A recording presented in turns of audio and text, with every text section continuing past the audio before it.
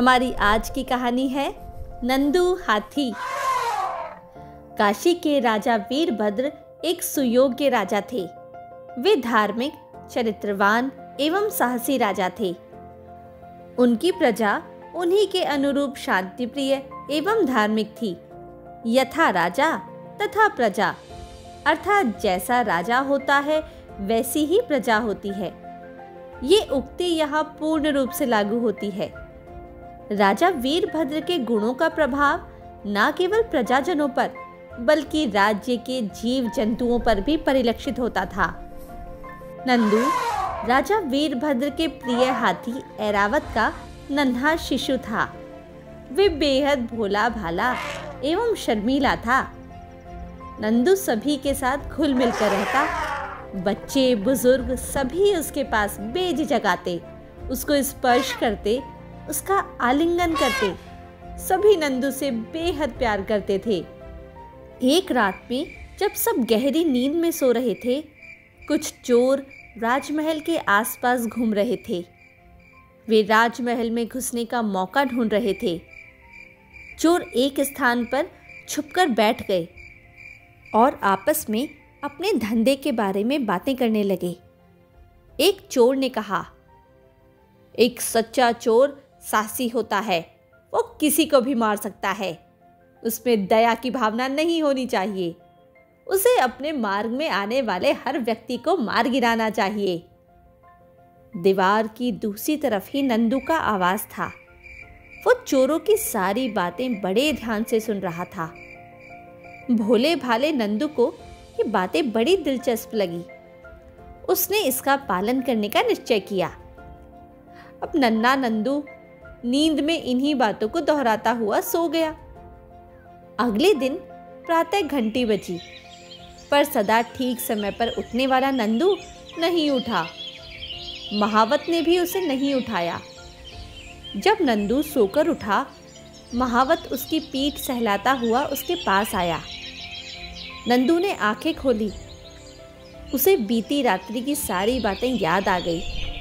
उसने महावत को सूंड से धक्का मारकर दूर फेंक दिया। दूसरा महावत ये देखकर दौड़कर नंदू के पास आया। उसे नंदू से डर नहीं लगा, क्योंकि नंदू ने कभी किसी पर इस प्रकार का व्यवहार नहीं किया था। इसलिए वो निर्भीक होकर उसके पास गया, पर नंदू ने उसे भी जोर का धक्का मार दिया।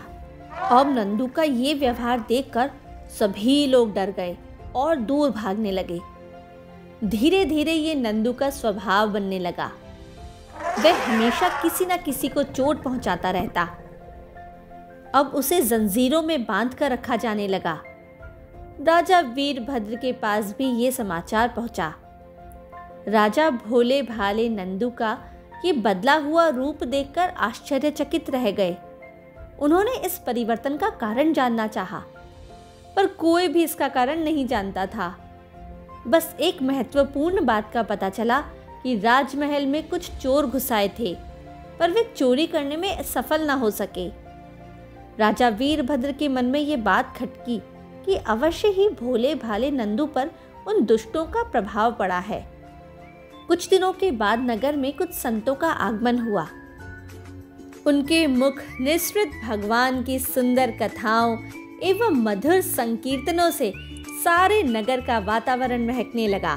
राजा वीरभद्र जो संतों के मुख से अनमोल वचन सुन रहे थे, उन्हें ये अनुभव हुआ कि यदि नंदू को इन बातों को सुनाया जाए तो उस पर भी इनका अच्छा प्रभाव पड़ेगा, क्योंकि नंदू एक नन्हे बालक की भांति बेहद भोला भाला और आज्ञाकारी था। उन्होंने संतों के सामने ये प्रार्थना रखी, जिसे संतों ने सहर्ष स्वीकार कर लिया। अगले दिन विद्वान संतजन नंदू हाथी के पास आए और उसके पास बैठकर उसे समझाने लगे। सुनो भाई, हम सभी को आपस में प्रेम से रहना चाहिए। किसी को दुख नहीं पहुंचाना चाहिए। किसी के प्राण लेना तो महान अपराध है। हम सभी भगवान की संतान हैं। हम सब भाई भाई हैं। नन्हा नंदू इन सब बातों को ध्यान से सुन रहा था। उसे अपनी गलती का एहसास हुआ और उसकी आंखों से पश्चाताप के आंसू बह रहे थे।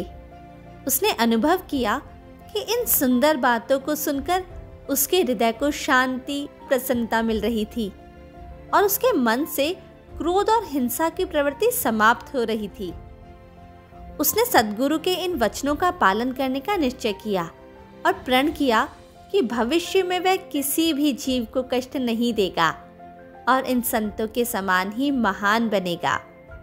नन्हा नंदू उसी क्षण अपना क्रोध त्याग कर वही पुराना भोला भाला नंदू बन गया। तो इस कहानी से हमने सीखा, हमें किसी भी बात का अंधा अनुकरण नहीं करना चाहिए।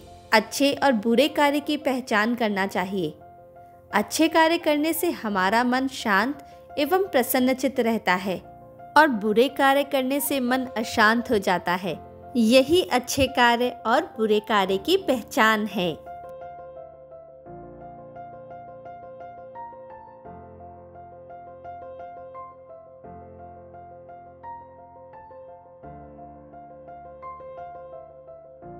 For more such insightful videos, subscribe to Bal Sanskar and keep following us.